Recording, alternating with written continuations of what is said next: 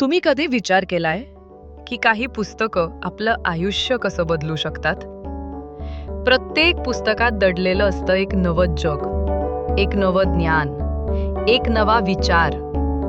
याच जगाची, याच ज्ञानाची आणि याच विचारांची चला एकत्र मिळून करूया हितगुज. आपले स्वागत आहे हितगुज पुस्तकांशी या तुमच्या वाहिनीवर. आपण सगळे सवयींबद्दल बोलतो. मला रोज वाचनाची सवय लावायची आहे, जिम सुरू करायचंय, अभ्यासात सातत्य ठेवायचं आहे, फोन कमी वापरायचा आहे. पण काही दिवसांनी ती सवय नाहीशी होते.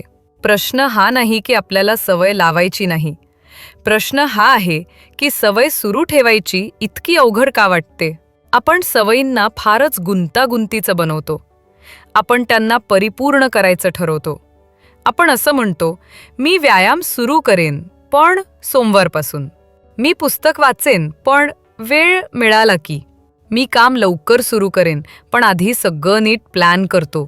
आणि असं करत करत सवय सुरूच होत नाही. खरं सांगायचं तर सवय टिकत नाही कारण ती अवघड असते. सवय जमत नाही कारण ती मोठी असते. सवय तुटते कारण ती तुरटी वाटते. आपल्याला वाटतं सवय टिकवायला मोटिवेशन लागतो, पण सवय टिकते कारण ती सोप्या पद्धतीने करता येते. आपला मेंदू नेहमी एका सोप्या नियमावर चालतो. इझी मिळालं की रिपीट होतं.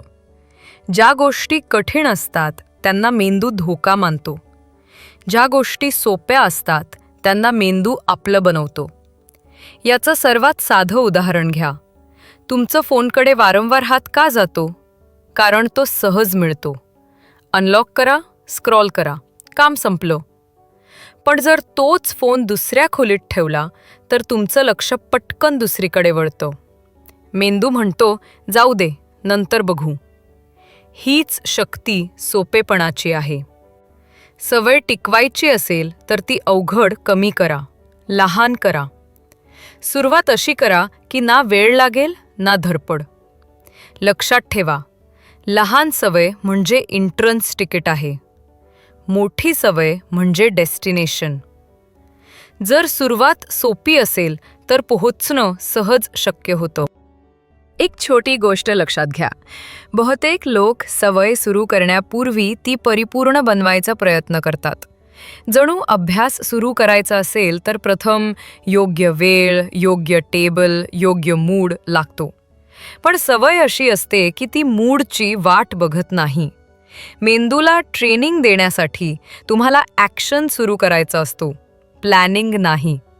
कधीकधी आपण मोशन आणि ॲक्शन यात गोंधळतो. मोशन म्हणजे तयारी, पुस्तक निवडणं, प्लॅन बनवणं, टार्गेट ठरवणं. ॲक्शन म्हणजे प्रत्यक्ष करणं, पान वाचणं, चालायला जाणं, लिहायला बसणं. लोक खूप वेळ मोशनमध्ये अडकतात आणि ॲक्शन कधीच सुरू करत नाहीत. पण सवय बदलते ती ॲक्शनने, प्लॅनिंगने नाही. इथे एक खूप सुंदर नियम आहे, 2 मिनिटाचा नियम. कोणतीही सवय इतकी लहान करा की ती 2 मिनिटात सुरू होईल. वाचनाची सवय हवी आहे? फक्त 1 पान वाचा. व्यायाम सुरू करायचा आहे? फक्त बूट घालून बाहेर पडा. बचत सुरू करायची आहे? फक्त 10 रुपये वेगळे ठेवा. अभ्यास करायचा आहे? फक्त नोटबुक उघडा.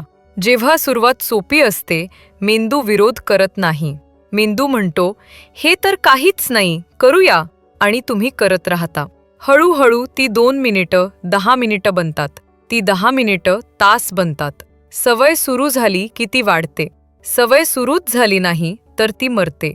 आपल्या आजूबाजूला बघा. सगळ्या चांगल्या सवयी टिकल्या आहेत कारण त्या सोप्या आहेत. तुम्ही चहा का पिता? कारण सगळं तयार आहे, कप, साखर, वास. तुम्ही फोन का वापरता? कारण तो हातात आहे. तुम्ही जंक फूड का खाता? कारण ते समोर आहे. पण तुम्ही पुस्तक का वाचत नाही? कारण ते कपाटात आहे. व्यायाम का करत नाही? कारण बूट शोधावे लागतात. बचत का होत नाही? कारण एपीपी उघडावी लागते. सवयीचा प्रश्न मनाचा नाही, प्रश्न सोयीचा आहे. आता एक उदाहरण घ्या. एका तरुणाने रोज सकाळी धावायला जायचं ठरवलं. पहिले काही दिवस गेला, मग थांबला. त्याने विचार केला, माझ्यात डिसिप्लिन नाही. पण खरं कारण डिसिप्लिन नव्हतं. त्याची रुटीन अवघड होती. त्याला उठावं लागायचं, कपडे शोधायचे, बूट शोधायचे, बाहेर जायचं, हे सगळं त्याला थकवत होतं. एक दिवस त्याने सगळं साधं केलं. रात्री झोपण्यापूर्वी बूट पलंगाशेजारी ठेवले, कपडे तयार ठेवले आणि सकाळी फक्त उठून घातले. सगळं सोपं झालं आणि सवय टिकली.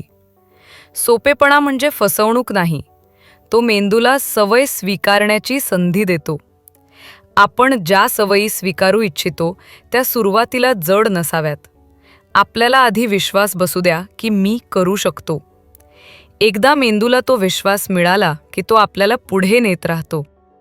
सवय सोपी असेल तर ती टिकते, अवघड असेल तर ती फसते. सोप्या गोष्टी करायला मेंदूला जास्त विचार करावा लागत नाही. जिथे विचार कमी लागतो तिथे सातत्य वाढतं. म्हणूनच मेक इट इझी म्हणजे फक्त प्रयत्न कमी नाही, तर सवयीला टिकवण्याची दारं उघडणं आहे. आता तुम्ही एक क्षण थांबा आणि विचार करा. तुमच्या आयुष्यातील कोणती एक सवय तुम्ही फक्त थोडी सोपी केली तर ती नक्की टिकेल? उत्तर शोधा आणि मग कृती करा.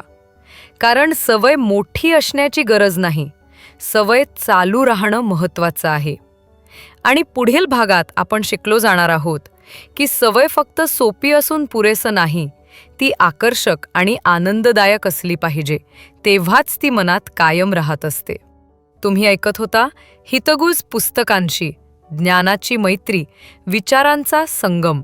जर हा व्हिडिओ तुम्हाला आवडला असेल तर तो लाईक करा आणि हितगुज पुस्तकांशीला सबस्क्राईब करा, म्हणजे पुढचे असे विचारप्रवर्तक भाग तुम्ही चुकवणार नाही.